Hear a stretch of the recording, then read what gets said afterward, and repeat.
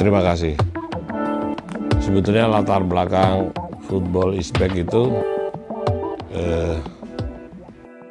sebetulnya silaturahmi, kangen-kangenan. Terus yang kedua itu sepanjang saya meliput sepak bola nasional itu sepertinya ada barrier, ada gap ya antara pemain nasional yang senior sama mantan pemain nasional yang junior. Nah, saya coba mau mengakrabkan lah sebetulnya itu, dan mereka sebetulnya memang kepengen seperti itu karena yang muda-muda pengen siapa sih yang Roni Paslah yang mana, Krisdianto yang mana gitu ya, Junaidi Abdullah. Nah itu kangen-kangenan itu yang utama sebetulnya. Jadi silaturahmi, kangen-kangenan sehingga mereka ternyata juga jemput bola gitu.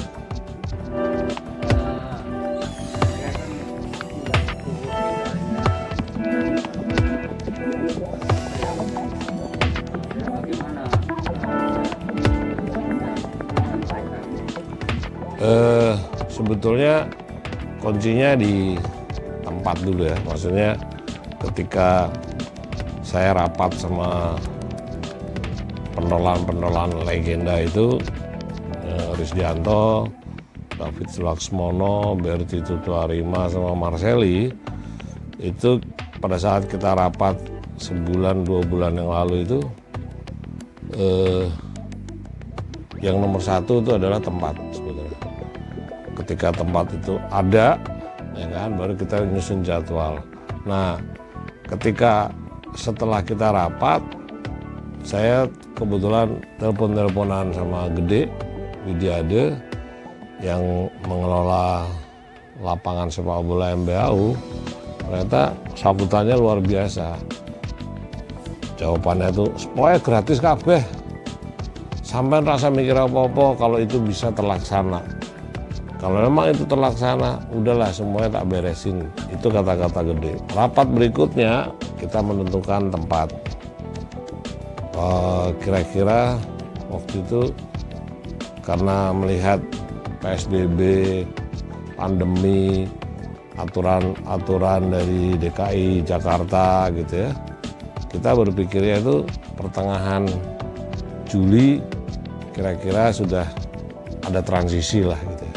Saat itu kita berpikir kalau nggak Sabtu Minggu lah.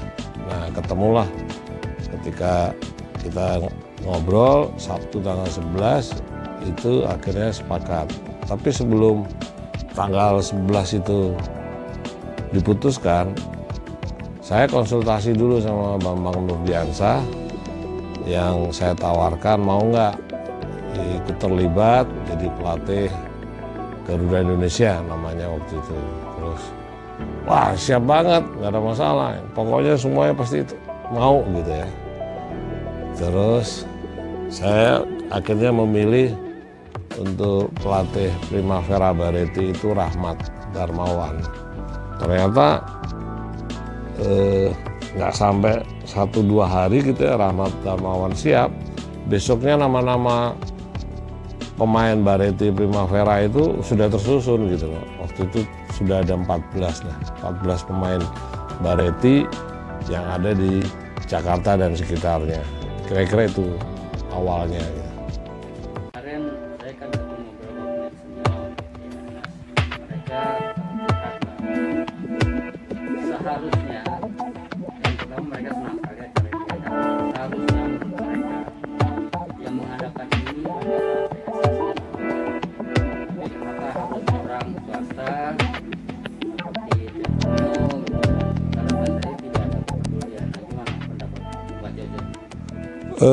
Sejak saya bikin tahun 2010 itu sebetulnya otokritik lah gitu ya. Otokritik kepada PSSI bahwa Ketua Umum PSSI saat itu Nurdin Halid itu lagi membangun kartel.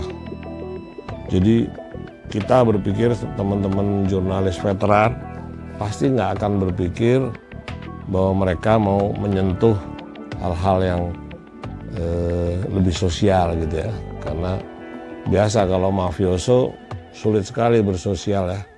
Itu yang kita tangkap, itu kenapa kita waktu bikin tahun 2010 itu diam-diam ada utusan dari Alfred Riedel itu datang ke sana. Salah satunya adalah Benny Dolo.